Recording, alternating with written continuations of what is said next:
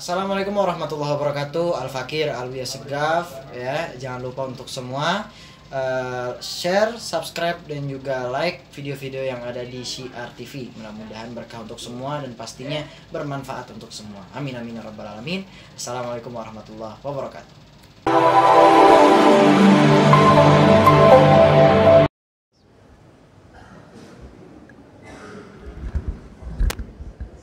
Assalamualaikum warahmatullahi wabarakatuh. Alhamdulillahilladzi arsala rasulahu bil huda wa dinil haq liyudhihiru ala dini kullih wa kafa billahi syahida. Asyhadu an la ilaha illallah wa asyhadu anna Muhammadar Rasulullah. Allahumma shalli ala Muhammad wa ala ali Muhammad. Ya ayyuhalladzina amanu taqullaha haqqa tuqatih wa la tamutunna illa wa antum muslimun. Bersyukur di malam hari ini kita bisa bersanakan sholat isya berjamaah dan mudah-mudahan nanti dilanjutkan dengan sholat tarawih. Semoga Allah menerima amal-amal kita. Sholawat dan salam semoga limpahkan atas uswah kita Nabi besar Muhammad Sallallahu Alaihi Wasallam. Bapak Ibu jamaah Masjid Al-Fajar rahimakumullah, berbicara tentang rendah hati, kita kenal dalam agama kita adalah tawadu. Tawadu atau dalam bahasa kitanya rendah hati. Ini merupakan satu sikap yang harus kita miliki. Karena suatu saat Rasulullah SAW pernah menyampaikan yang artinya kurang lebih, tidak akan masuk surga orang yang di hatinya ada kesombongan walaupun hanya sebesar biji jaroh. Ini biji yang sangat kecil. Kalau dulu kita kenal atom, hari ini ada yang lebih kecil daripada atom. Maka kalau di dalam diri kita ada kesombongan walaupun hanya 0,00 sekian persen, maka kita tidak akan bisa masuk surganya Allah Subhanahu wa taala. Apa yang dimaksud dengan sombong? Selanjutnya Rasul menyampaikan, sombong adalah menolak kebenaran dan merendahkan orang lain. Ketika kita mungkin mengatakan bahwa semua agama benar, maka di situ kita menolak kebenaran dari Allah Subhanahu wa taala. Sungguhnya kita harus meyakini agama yang benar hanyalah Islam. Tetapi kita mengakui keberadaan agama lain dan kita tidak boleh menghinanya. Tetapi kita harus mengakui, karena kalau kita mengakui agama lain benar, maka batallah syahadat kita. Apalagi sampai kita melecehkan daripada Al-Quran. Kemudian yang berikutnya adalah kita harus menghormati orang lain. Jangan sekali-kali kita merasa lebih daripada orang lain, yang mungkin mengakibatkan ada kesombongan dengan harta kita, dengan ilmu kita, dengan amal kita. Karena sungguhnya harta ini adalah milik Allah Subhanahu wa taala, hanya titipan dari Allah.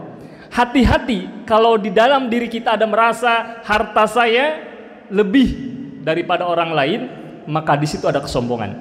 Maka kesimpulannya, rendah hati tidak hanya pada manusia, tapi pada Allah Subhanahu wa taala. Hablum minallah, kita mengakui Allah yang maha besar dan kita menghormati daripada saudara kita yang lain.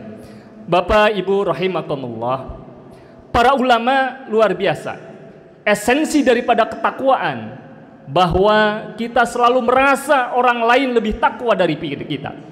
Kalau kita melihat orang yang lebih tua dari kita, kita katakan Masya Allah, dia lebih tua, maka amalnya lebih baik dari saya, lebih banyak dari saya.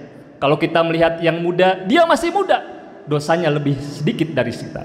Maka amal-amal kita jangan sampai menjadikan kita sombong, karena sungguh amal kita belum tentu diterima oleh Allah Subhanahu wa taala. Tetapi bukan berarti kita tidak peka ketika orang lain berbuat salah. Kalau ada orang lain yang berbuat salah, maka semangat kita adalah semangat menolong. Kita tidak rela saudara kita masuk ke dalam surganya, nerakanya Allah Subhanahu wa taala, maka kita ingatkan dengan cara baik. Tapi jangan sekali-kali kita merasa lebih baik. Kenapa? Karena mungkin hari ini dia seorang pelacur, di akhir hayatnya mungkin dia bertaubat. Hari ini mungkin dia kafir, tapi di akhir hayatnya bisa bertaubat dan bisa kembali kepada Allah Subhanahu wa taala dengan tersenyum. Maka disitulah esensi daripada rendah hati kita, tawadu kita. Maka suatu saat seorang ulama, dia merasa bangga karena telah memberikan nasihat kepada orang yang memintanya.